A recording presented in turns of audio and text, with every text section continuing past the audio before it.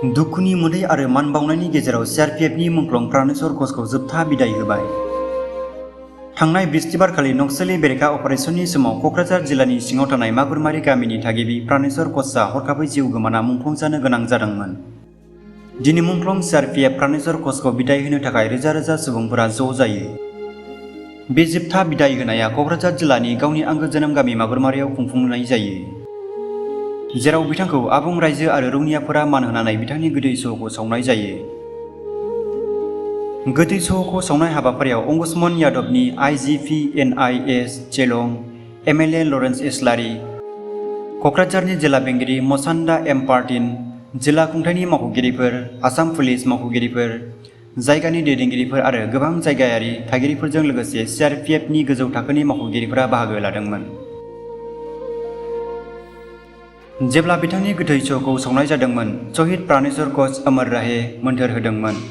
भारत माता की जय बाराव रिंखांदोंमोन।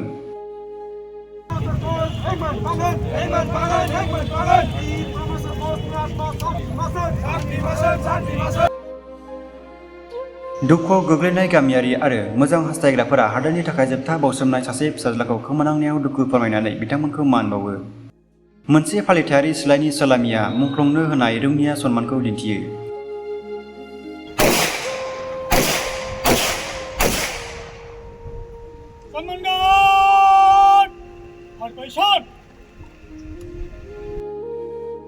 बे बिदायाव सोरखारि प्रट'कलफोरखौ फालिनाय जादोंमोन आरो सासे हायुङारि जोहोलाव महरै मान होनानै फालिथायफोरखौ खालामनाय जायो। प्राणेश्वर घोषनि बावसोमनाया बिथांनि नखराव मोनसे लांदां जानायनि अनगायैबो ओनसोलाव हादोर अनफावरि आरो गोग्गानायनि गोथौ सानस्रिबो सोमजिहोदों।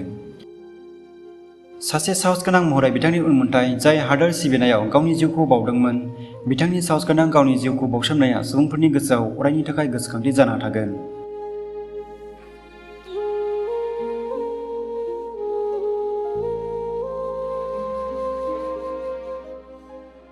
वीर बलिदानी प्राणेश्वर घोष के अंतिम संस्कार में हम लोग यहाँ आज शामिल हो रहे हैं।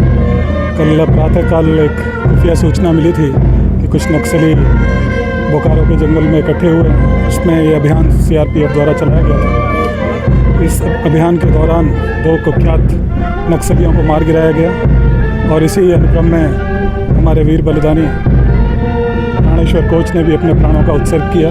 बहुत ही बहादुर और शौर्य और अदम्य साहस का परिचय उन्होंने अपने सेवा काल में दिया। डीजी सीआरपीएफ की तरफ से और पूरे देश की तरफ से हम उनको आज नमन करते हैं। फैमिली सीआरपीएफ फैमिली का वो हिस्सा हैं और पूरा सीआरपीएफ बल उनके साथ हमेशा खड़ा रहेगा। जो उनके स्वत्वों का भुगतान होना है, जो उनको नौकरी का प्रावधान है केंद्रीय सरकार की तरफ से भी और असम सरकार की तरफ से भी उनको एक नौकरी का ऑफ़र हुआ है। असम सरकार ने 50 लाख रुपए की घोषणा की है और साथ ही सीआरपीएफ की तरफ से भी हमेशा उनका साथ, परिवार का साथ हम लोग खड़े रहेंगे।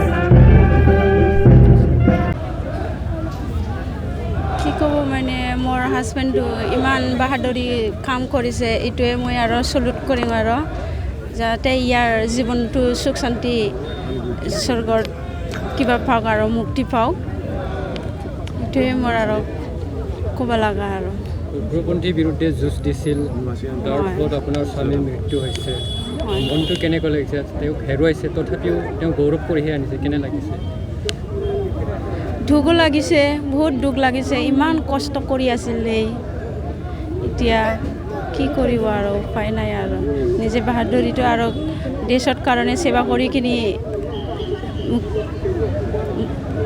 আপোনালোকৰ ল'ৰা কেইটা এটা কিমান বছৰ হৈছে তাৰ 5 বছৰ চৰকাৰক কিবা ক'ব চাকৰি দি দিব কৈছে